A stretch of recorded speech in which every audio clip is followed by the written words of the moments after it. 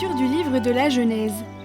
En ces jours-là, Israël, c'est-à-dire Jacob, se mit en route pour l'Égypte, avec tout ce qui lui appartenait. Arrivé à Beer-shéba, il offrit des sacrifices au Dieu de son père Isaac. Et Dieu parla à Israël dans une vision nocturne. Il dit : « Jacob, Jacob !» Il répondit : « Me voici. » Dieu reprit : « Je suis Dieu, le Dieu de ton père. Ne crains pas de descendre en Égypte, car là-bas je ferai de toi une grande nation. Moi, je descendrai avec toi en Égypte. Moi-même, je t'en ferai aussi remonter, et Joseph te fermera les yeux de sa propre main. » Jacob partit de Beer-shéba. Ses fils l'installèrent, avec leurs jeunes enfants et leurs femmes, sur les chariots que Pharaon avait envoyés pour le transporter. Ils prirent aussi leurs troupeaux et les biens qu'ils avaient acquis au pays de Canaan. Jacob arriva en Égypte avec toute sa descendance.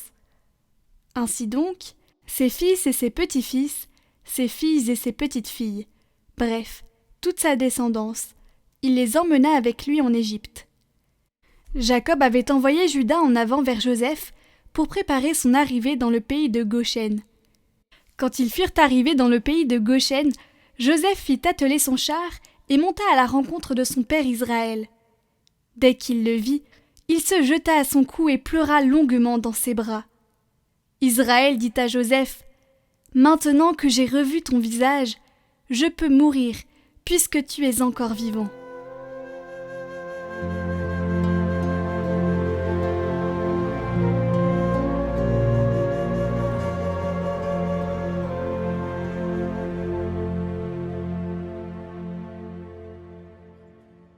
Le salut des justes vient du Seigneur.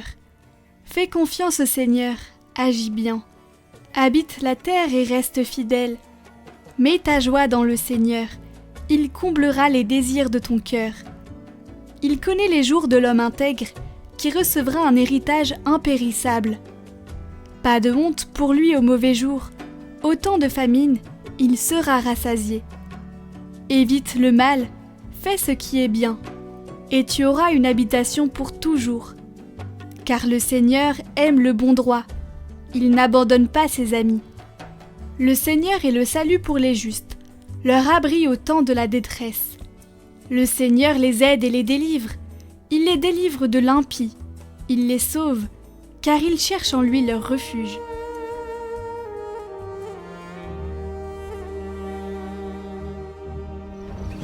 Évangile de Jésus-Christ selon saint Matthieu. En ce temps-là, Jésus disait à ses apôtres : « Voici que moi je vous envoie comme des brebis au milieu des loups. Soyez donc prudents comme les serpents et candides comme les colombes. Méfiez-vous des hommes. Ils vous livreront aux tribunaux et vous flagelleront dans leurs synagogues. Vous serez conduits devant des gouverneurs et des rois à cause de moi. Il y aura là un témoignage pour eux et pour les païens.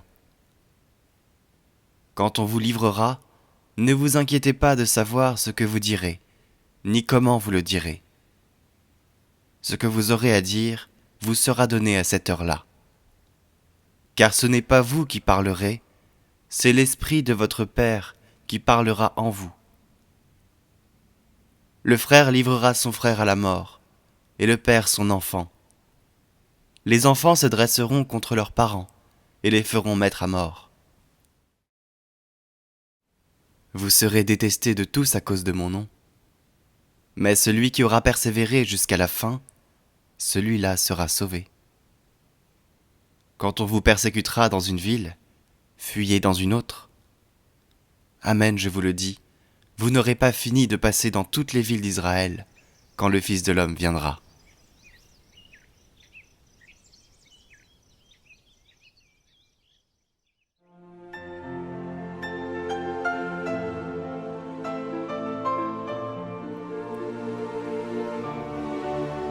Dès que nous l'accueillons et que nous le recevons dans notre cœur, l'Esprit Saint commence immédiatement à nous rendre sensibles à sa voix et à orienter nos pensées, nos sentiments et nos intentions selon le cœur de Dieu.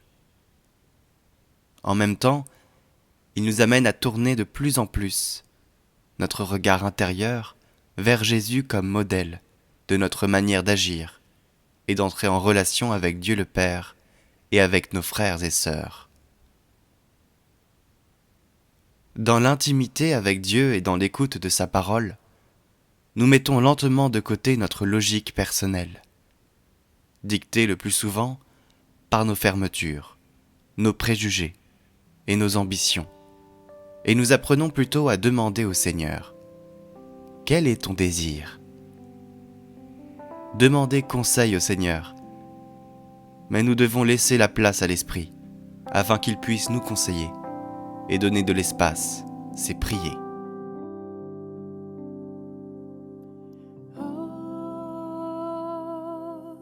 Viens,